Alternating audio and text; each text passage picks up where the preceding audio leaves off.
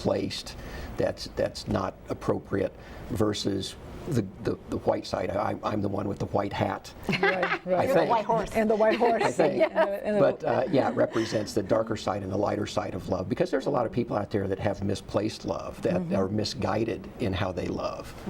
And we wanted to display both sides of the equation in the book. So you went to Japan, and to find your family, to find yourself, must have been like terrifying in the beginning, correct? Yeah. I mean, Well, if my mother was rejected, why would her daughter not be rejected? That was my thought. But this is another generation, and I think they're searching for an answer. and Rick went with you.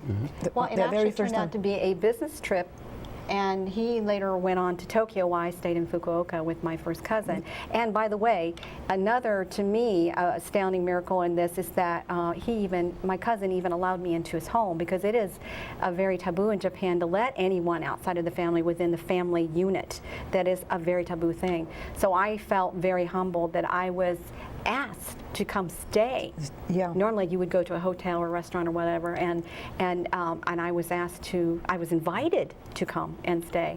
And as I'm coming to the door, I'm, as you said, scared, frightened, horrified, and we're standing with the wind howling, and I cannot even step into that house. And he's going, "What's wrong with you? Don't you understand? It's a miracle you're even here. I mean, step in."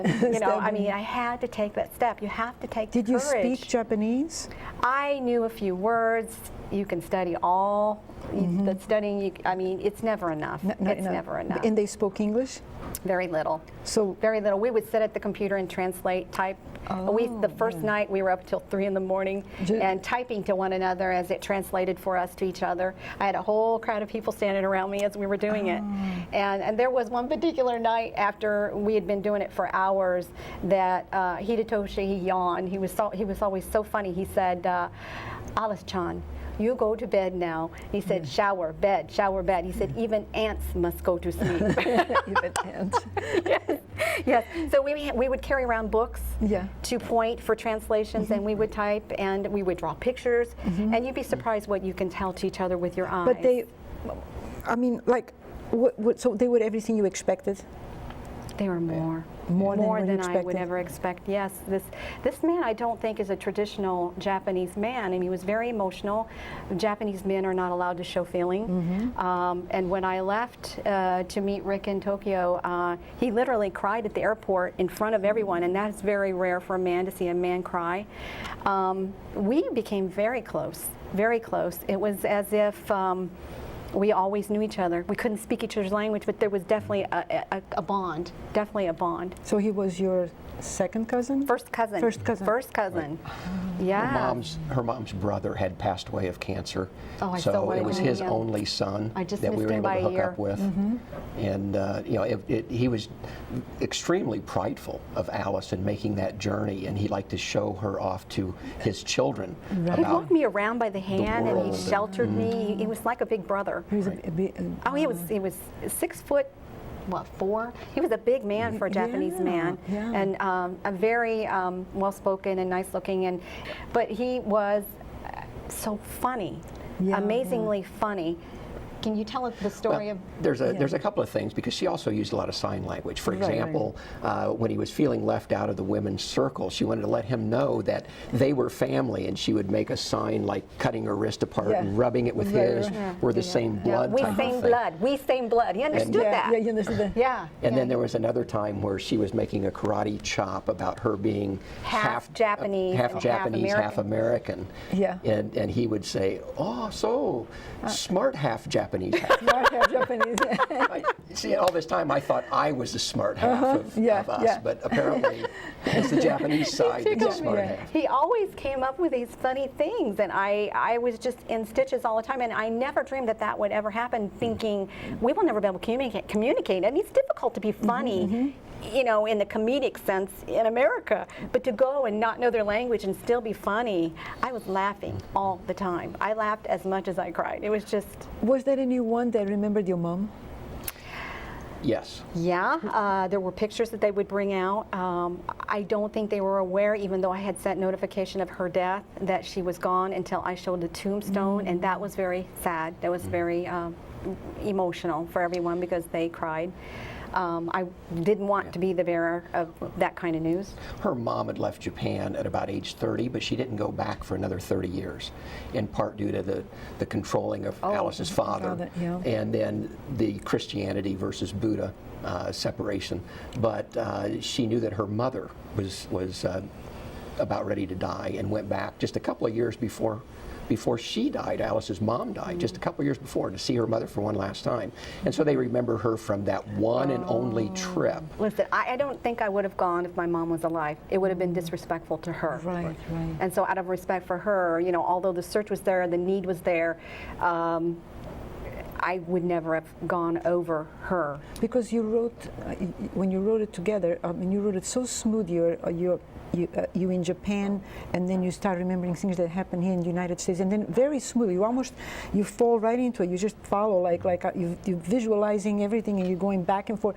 Were you already literally writing already for the book, or did you start writing the book at that time, No, or just pieces? We had pieces, and we had Pieces. things laid out on the floor as how we were going to connect to the next section, how we would somehow move into the next chapter and yet still connect with the history of the past.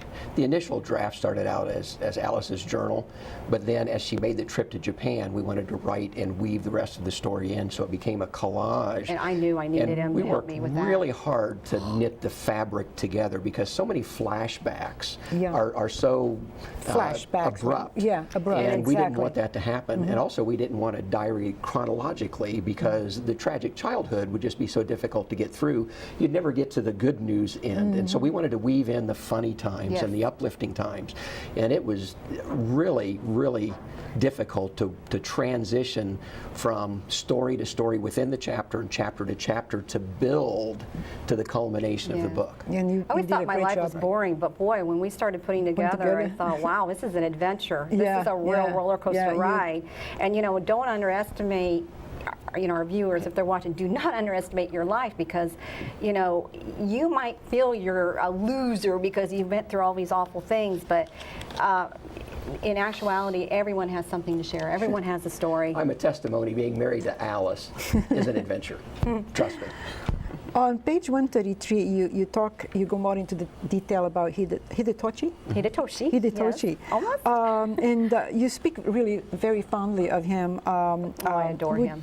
Would you read a little bit of that part here on Shame on You and on One Evening in Getting Ready to Go? Shame on you. I told you Yeah, that was I like funny. that, 'cause I was Really, laughing that's about that. funny. That was Yes. funny. Yeah. One evening in getting ready to go out to eat, Hidetoshi asked me if I would get ready in 30 minutes or less. And I said yes. And he looked at me and then looked at my hair and then wrinkled his brow in doubt. I got it. My hair was a mess.